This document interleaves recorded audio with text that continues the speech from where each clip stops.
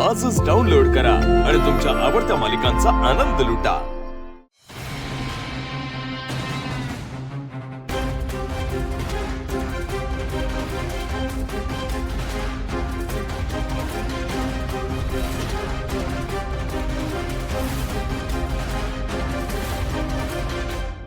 काका, माझा मामा म्हणत होता इथून फ्रेंडचं घर फक्त 10 मिनिटाच्या अंतरावर आहे, पण किती वेळ झालं आपण गाडीवरच आहोत। आपण फ्रेंडच्या घरी पोहोचत का नाहीये?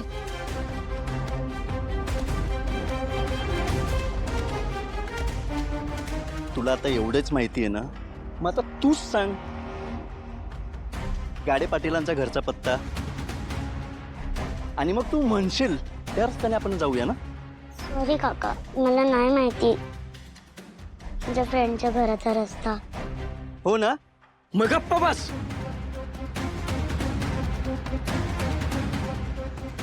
हे काका चिडचिड का करतायत? कुठे चाललोय आम्ही? काका, काका थांबा, काका थांबा, माझी बांगडी पडली। काय चाललंय तुझं सारखं सारखं? गाडी थांबवा, गाडी थांबवा, खड्ड्यात गेली तुझी बांगडी।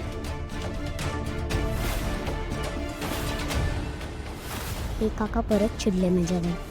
यांना नक्की फ्रेंडने पाठवलं असेल ना।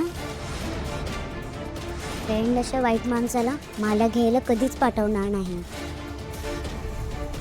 आणि मग काय झालं माहितीये, सीतामाईने जशी ती लक्ष्मण रेषा ओलांडली ना, तो साधू खऱ्या रूपात आला। आणि त्याचं खरं रूप काय होतं माहितीये का? काय? तो रावण होता। आणि मग रावणाने सीतामाईंचं हरण केलं। त्यांना घेऊन त्याने उंच झेप घेतली आकाशात। तो त्यांना घेऊन पळून गेला। सीतामाई खूप घाबरल्या आणि मग त्या प्रभू राम असा धावा करायला लागल्या। मग पुढे काय? पण अचानक त्यांना एक युक्ती सुचली। त्यांनी काय केलं माहितीये, त्यांच्या अंगावर जे दागिने होते ना, त्यातला एक दागिना त्यांनी खाली टाकला। का? कारण त्यांना माहिती होतं की त्यांना शोधायला प्रभू श्री रामचंद्र आणि लक्ष्मण नक्की येणार। मग थोड्या वेळाने त्यांनी त्यांचा दुसरा दागिना खाली टाकला आणि मग थोड्या वेळाने तिसरा दागिना खाली टाकला। कारण त्यांना माहिती होतं ह्याच वाटेवरून प्रभू श्रीराम आणि लक्ष्मण त्यांना शोधत येणार। आणि मग सीतामाईंचे दागिने त्यांनी पाहिले की ते रावण त्यांना जिथे कुठे ठेवणार आहे तिथपर्यंत पोहोचू शकतील। आणि मग तसंच झालं। प्रभू श्रीराम आणि लक्ष्मण सीतामाईंना शोधत शोधत त्या वाटेवरनं चालायला लागले आणि वाटेत त्यांना सीतामाईंचे दागिने सापडले। आणि मग त्या दागिन्यांच्या मदतीने प्रभू श्रीराम आणि लक्ष्मण त्या जागेवर पोहोचले जिथे सीतामाईंना रावणाने बंदिस्त करून ठेवलं होतं। आहे की नाही सीतामाईंच्या युक्तीची कमाल?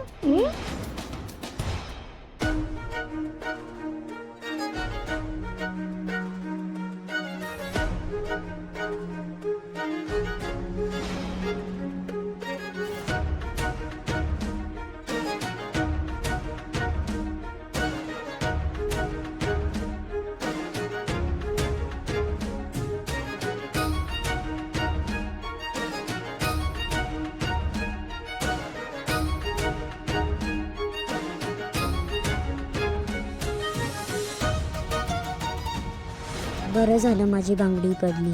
फ्रेंड जेव्हा मला शोधत येईल तेव्हा त्याला ती सापडेल। लक्ष्मी आजीने सांगितलेल्या गोष्टी तसंच तर होतं।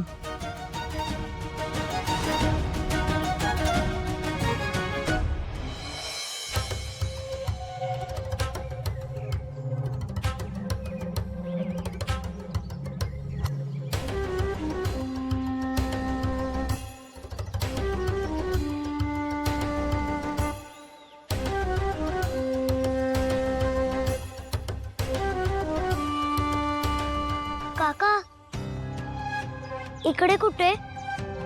आपण तर फ्रेंडच्या घरी जाणार आहोत ना।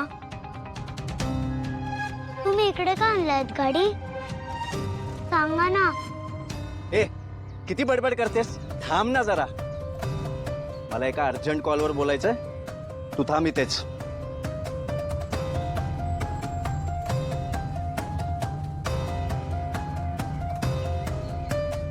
मॅडम, तुमचं काम झालंय बरं का। त्या मुलीला एका वेगळ्या ठिकाणी घेऊन आलोय। म्हणजे जोपर्यंत तुमचा फोन येत नाही ना तोपर्यंत मी इकडून हलत नाही बरं का। ठीक आहे मॅडम.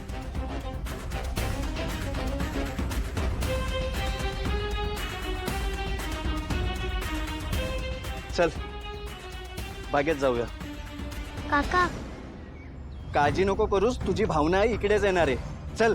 काका तुम्ही मला तुमचा फोन द्याल का?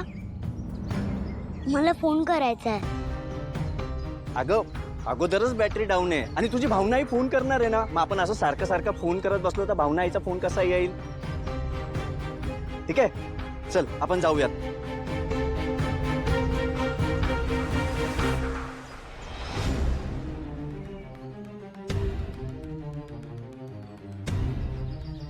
अगं चल ना, थांबली कायस? अगं चल, कशाला थांबलीस? ते हा घे आता ते आणि चल पटापट.